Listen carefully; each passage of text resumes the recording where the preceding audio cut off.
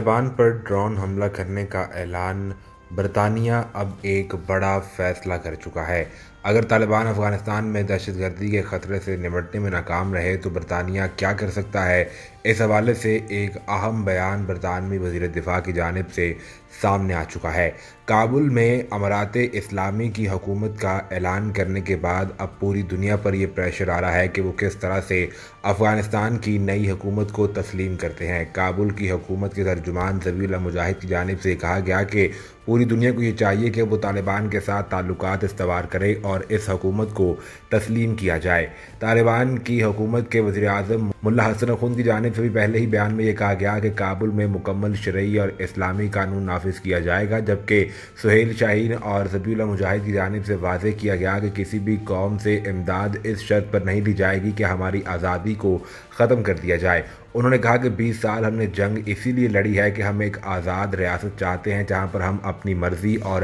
اسلام کی شریعت اور اسلامی قوانین کے مطابق فیصلے کر سکیں، لیکن ایسا ممکن نہیں کسی ملک سے ہم امداد لیں اور اس کے فیصلوں کو اپنے اوپر مسلط کر لیں، جس کے باعث تمام مغربی دنیا اب یہ سوچنے پر مجبور ہو چکی ہے کہ کیا طالبان کے ساتھ تعلقات استوار کیے جائیں یا نہیں۔ اس حوالے سے اب برطانیہ کی جانب سے ایک اہم بیان سامنے آیا ہے۔ انہوں نے کہا کہ اگر طالبان افغانستان میں دہشت گردی کے خطرے سے نمٹنے میں ناکام رہے تو برطانیہ افغانستان میں حملہ کرنے کے لیے ڈرون کا ایک نیا بیڑا تعینات کر سکتا ہے۔ برطانوی وزیر دفاع بین ویلس نے یہ دھمکی دی ہے، جبکہ اس سے قبل امریکی سینیٹر لنزے گراہم کی جانب سے بھی ایسی ہی دھمکی سامنے آ چکی ہے، جس میں انہوں نے یہ کہا کہ طالبان کی جانب سے القاعدہ کے ٹھکانوں کو فوری طور پر ختم کرنا چاہیے اور اس کے ساتھ ساتھ داعش کے گٹھ جوڑ کو بھی ختم کرنے کی ضرورت ہے، ورنہ امریکہ دوبارہ افغانستان میں داخل ہو سکتا ہے اور ان تمام گروہوں کو نشانہ بنا سکتا ہے۔ جس کے حوالے سے طالبان کے ترجمان اور دیگر رہنماؤں کی جانب سے واضح طور پر یہ پیغام دیا گیا کہ طالبان اپنی سرزمین سے کسی